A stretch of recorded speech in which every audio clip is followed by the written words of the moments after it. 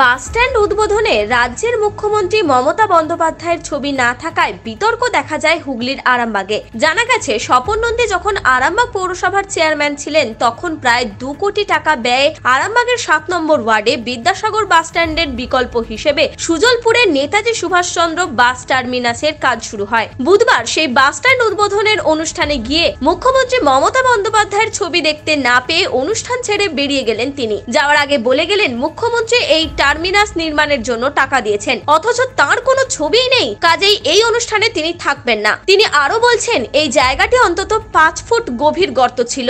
যারা এই জায়গাটি ব্যবহার করত তাদের বলা হয়েছিল পরিবারকে একটি করে কাজ দেওয়া হবে, কিন্তু কিছুই করা হয়নি। নির্বাচনের জন্য এটির উদ্বোধন হয়নি। তিনি সবটাই করে গিয়েছিলেন। মুখ্যমন্ত্রীকে সম্মান দেওয়া হলো না, কাউকে কাজ দেওয়াও গেল না, কাজেই তিনি অনুষ্ঠান বয়কট করছেন। মমতা বন্দ্যোপাধ্যায় টাকা দিয়েছেন বাস স্ট্যান্ড করতে, তিনি মাননীয় মুখ্যমন্ত্রী, তার একটা এখানে ছবি নাই, এই জন্য আমি থাকতে পারছি না। কারণ মমতা বন্দ্যোপাধ্যায় তো আমাদের সব কিছু, তিনি টাকা দিয়েছেন, এই বাস স্ট্যান্ড করেছে, করে সব কিছু, সেই জন্যই আমি থাকতে পারছি না। আমার শুরু করেছি। চল। অপরদিকে বর্তমান চেয়ারম্যান সমীর ভান্ডারী বলছেন, উনি দিনের বেলাতেও চোখে কম দেখছেন। মমতা বন্দ্যোপাধ্যায়ের ছবি আছে, স্বপন নন্দী আসলে পাগলের প্রলাপ বকছে, বিষয়টিকে নিয়ে আমলই দেননি।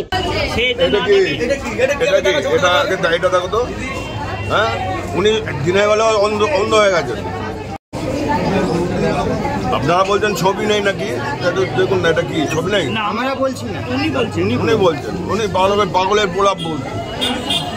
স্বপন নন্দী পাল্টা বলছেন, বর্তমান চেয়ারম্যান প্রমোটারদের নেতা, পৌরসভা জুড়ে প্রমোটার রাজ চলছে। চেয়ারম্যান হচ্ছেন দলের বা মানুষের কেউ নয়, উনি হলেন প্রমোটারদের নেতা। মমতা বন্দ্যোপাধ্যায়ের ছবি দিয়ে কোনো ফ্লেক্স নেই, এ কথা বলার জন্য যদি আমি পাগল হই, তাহলে এমন পাগল আমি আমরণ থাকতে চাই।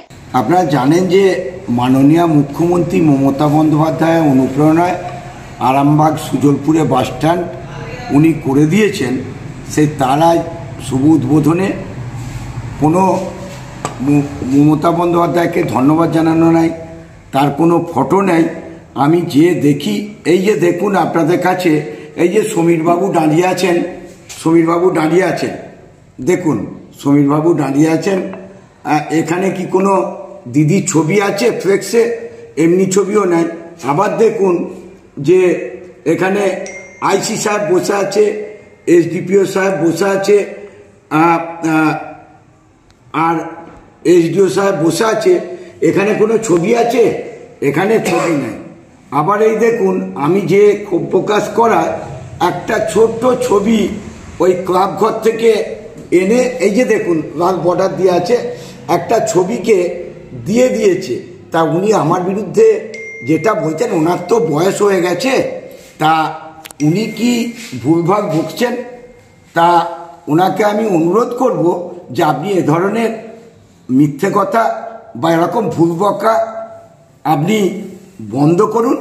মানুষকে কিছু বলার আগে সংযত হন, কারণ আপনি মমতা বন্দ্যোপাধ্যায় দলের একজন চেয়ারম্যান, আপনি এরকম মিথ্যে কথা বলবেন, এটা দলটাকে কেন ছোট করছেন?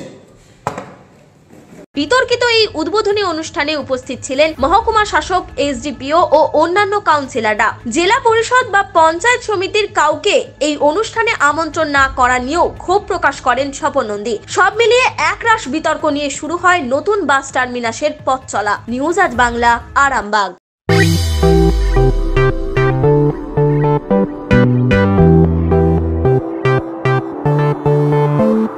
এবার আরামবাগে এসে গেল বং পিৎজা। আভিজাত্যপূর্ণ বাঙালিয়ানা পরিবেশে সুস্বাদু খাবার নিয়ে আপনার শহরে হাজির বং পিৎজা। ঠিকানাটা অবশ্যই মনে রাখবেন, link road, Arambagh, bank of ইন্ডিয়ার পাশেই। আরাম করে রাজশাহী পরিবেশে খাবার নাম বং পিৎজা।